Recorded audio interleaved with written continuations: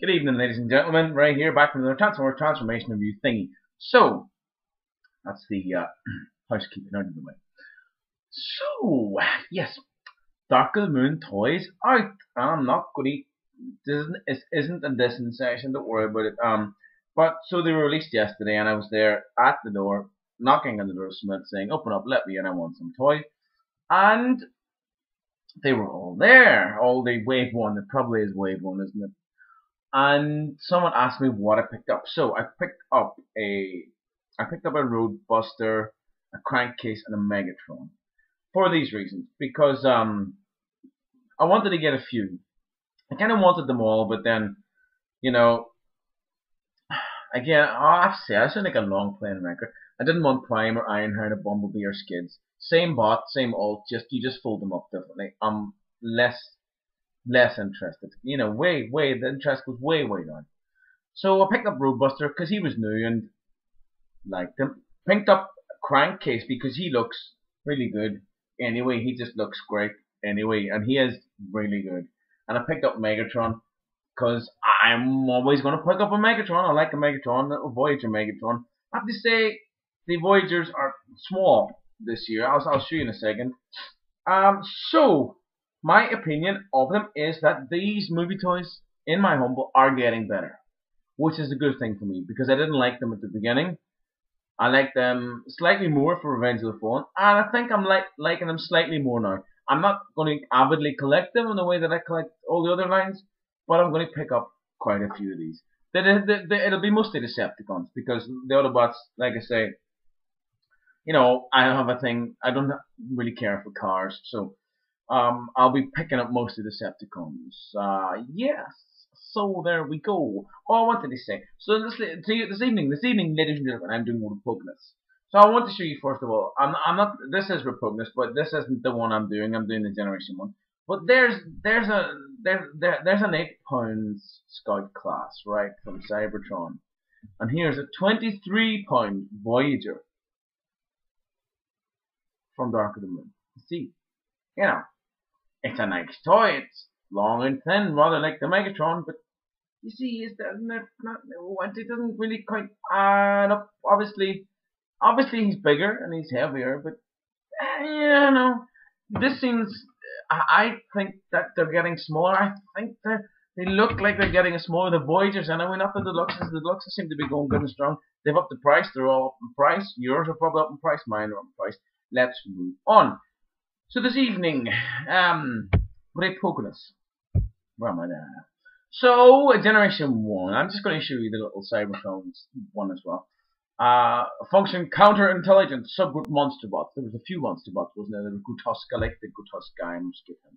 I want all the Monsterbots, the auto assembly thing. I keep saying I want. If I was to get everything I wanted at auto assembly, I'd have to spend about 10 grand.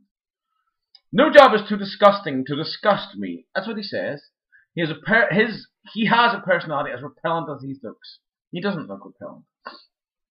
A pile of cat sick. That's repellent. Let's face it.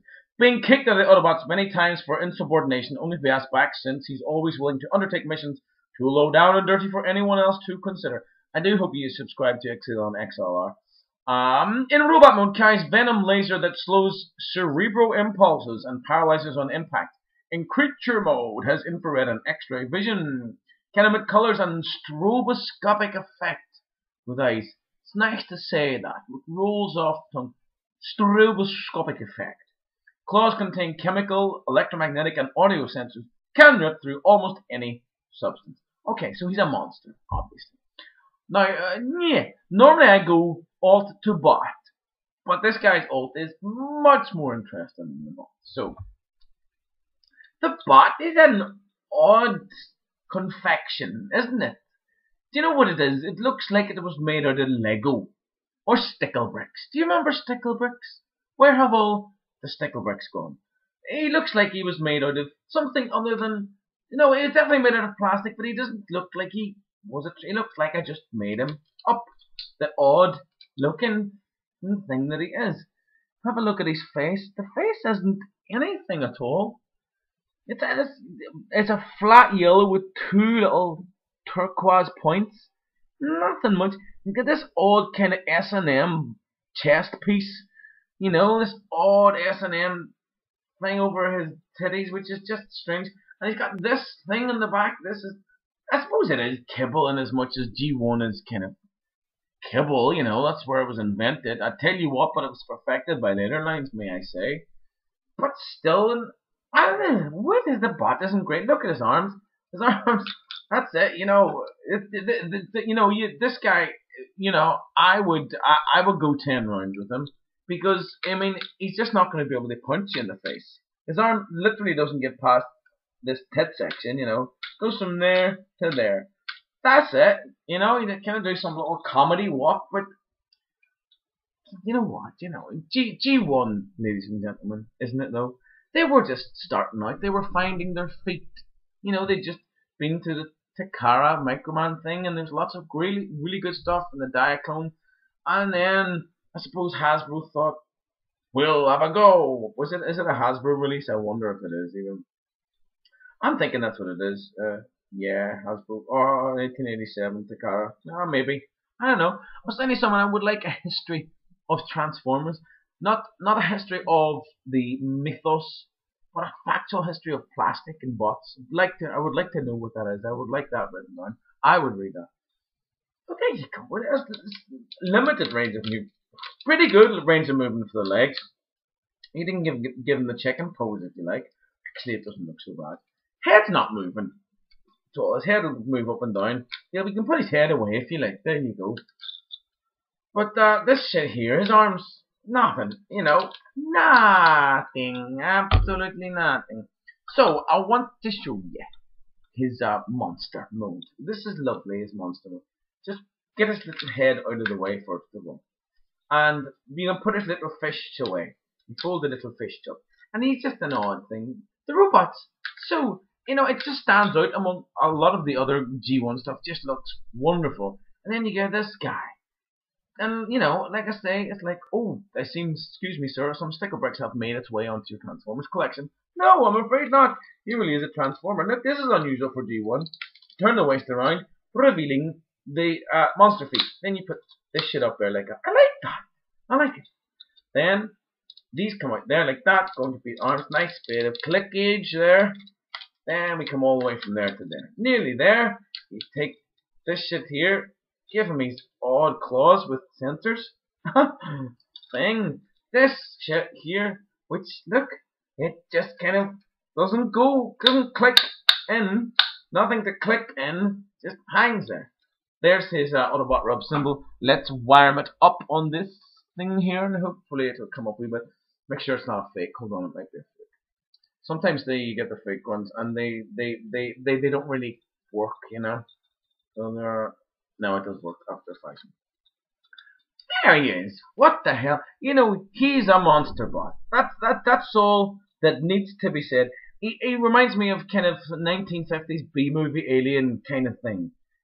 B-movie's alien robot thing. And again, his range of movement is as good. I like that. Like, you think it's kind of zombie thing here. I like that. The head's, forget about it. It's not moving. The arms will move up and down only, and slightly in. So you can make him look a little kind of gimpy, almost. Now, there's a gimmick. You see, look at his face, first of all. The gimmick. Let me show you the gimmick. Gotta switch this shit off. So, pressing this huge button on his head. Sparks.